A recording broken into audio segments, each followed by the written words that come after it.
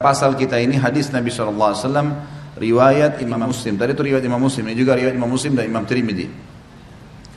Umar bin Khattab radhiyallahu anhu menceritakan sabda Nabi SAW, "Ma minkum min ahadin yatawadda'u fayusbighul wudu'a thumma yaqul asyhadu an la ilaha illallah wahdahu la syarika lah wa asyhadu anna Muhammadan abduhu wa rasuluh illa futihat lahu abwabul jannati tsamaniyah yadkhulu min ayyaha sya'."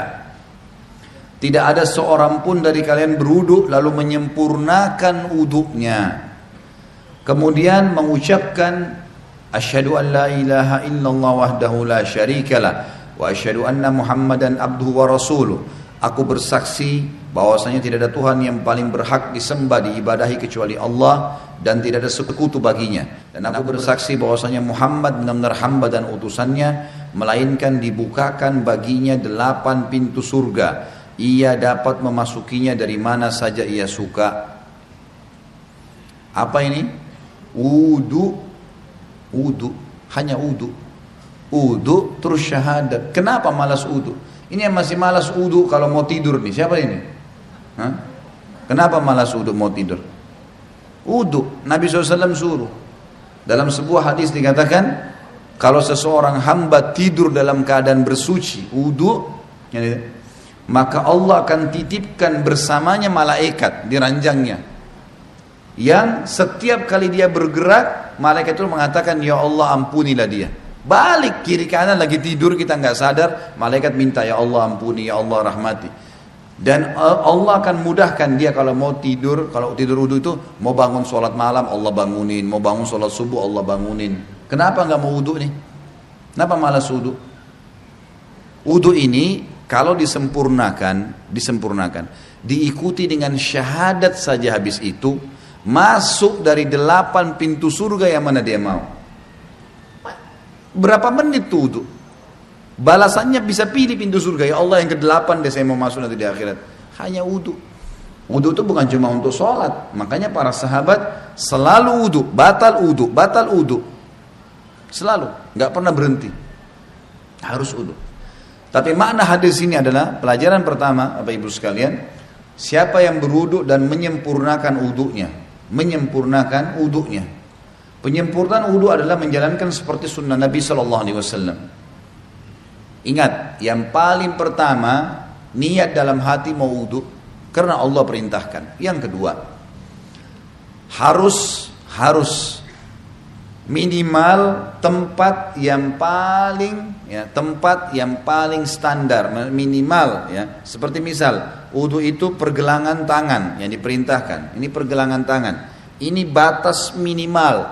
Penyempurnaannya adalah menyentuh semua batas minimal. Kurang sedikit wudunya nggak sah, sholatnya nggak sah.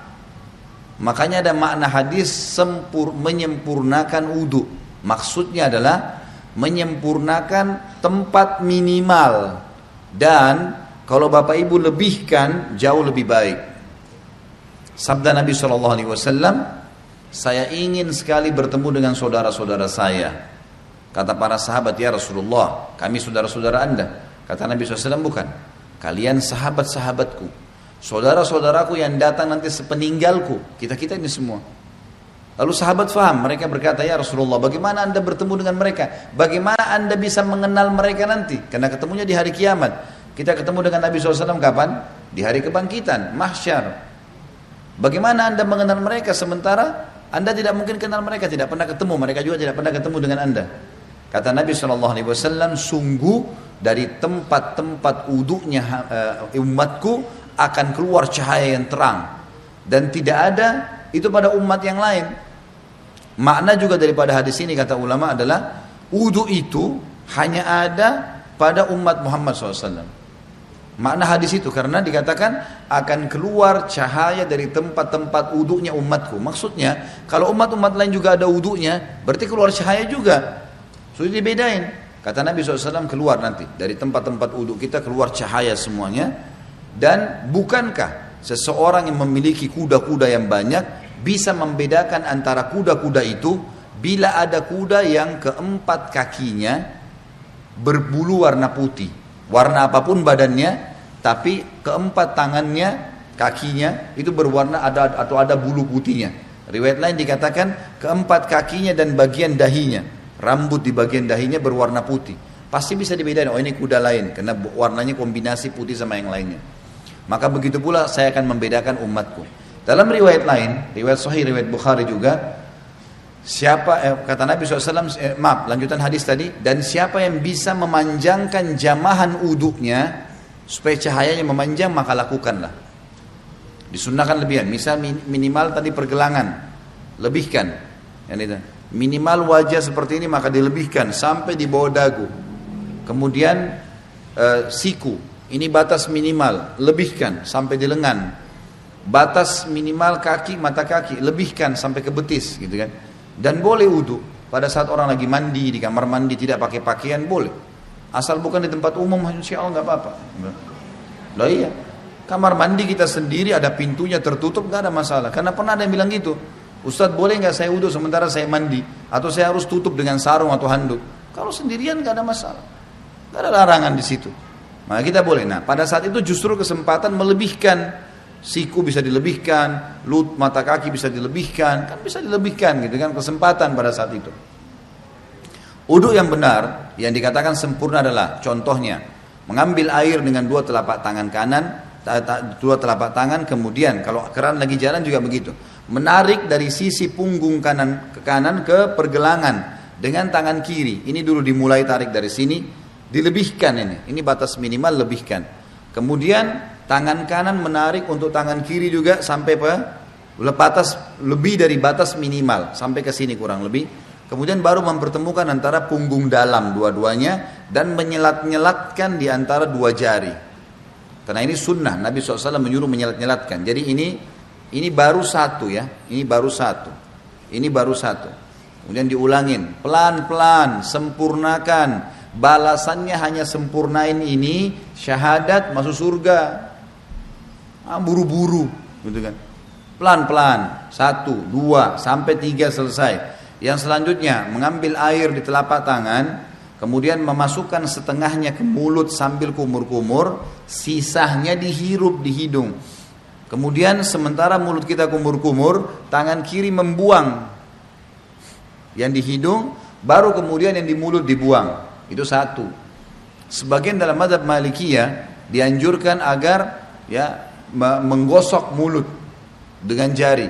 Terutama yang saya katakan adalah di bagian depan gusi, karena biasanya di sini ada lendir yang membuat bau mulut nggak enak. Kita kalau uduk sebentar misalnya lagi kumur-kumur, bapak ibu coba masukin di bagian depan ini sering ada lendir 4 sisi ini. Itu kalau dikeluarin bau mulutnya jadi hilang. Itu dianjurkan. Sebagian juga ulama mengatakan dianjurkan kumur-kumur maksimal, karena ada hadis yang lain berbunyi, tidak ada seorang umatku, tidak ada seseorang pun dari kalian berwudu seperti wuduku ini, Nabi SAW praktikin, kecuali akan berjatuhan semua dosa-dosanya bersamaan dengan tetesan air terakhir. Termasuk di sini kumur-kumur dimaksimalin supaya dosa mulutnya jatuh semuanya, gitu kan? Kemudian wajah, ini tentu 3 kali diambil, dimasukkan di mulut sambil kumur-kumur, lalu sisanya dihirup, dibuang dengan tangan kiri. 1, 2, 3. Setelah itu, mengambil air dengan 2 telapak tangan, kemudian dari awal tumbuhnya rambut sampai 2 jari di bawah dagu, dari awal kuping kanan dengan kuping kiri, dimasukkan di wajah, kemudian diputar. Ini 1, gitu kan? Kemudian 2, ini semuanya kena, dan seterusnya 3. Bagi teman-teman yang berjenggot tentu diselat-selatkan, sunnahnya begitu. Diselatkan jari di antara jenggotnya, sebagaimana mungkin kalau jenggot seperti saya mungkin dimasukkan begitu. Kemudian telapak tangan kanan ditarik dari sisi kanan punggung, ditarik sampai ini, ingat ini batas minimal.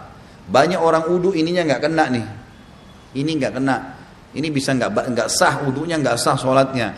Jadi tarik sampai sini nih, kemudian baru diputar ke dalam 1, 2, 3 sampai 3 kali. Kalau misal air kerannya di atas ngalir di keran dan kita mau tarik dari atas boleh, tarik di atas batas minimal ya. Jadi ditarik dari sini di atas siku, tarik ke bawah, kemudian baru diputar ke bagian dalam. Kanan dulu baru kiri. Setelah itu baru kepala. Kepala ini diambil air, sunnah Nabi SAW ditarik dari awal kepala sampai ke tengkuk ya, sampai ke batang leher, kemudian ditarik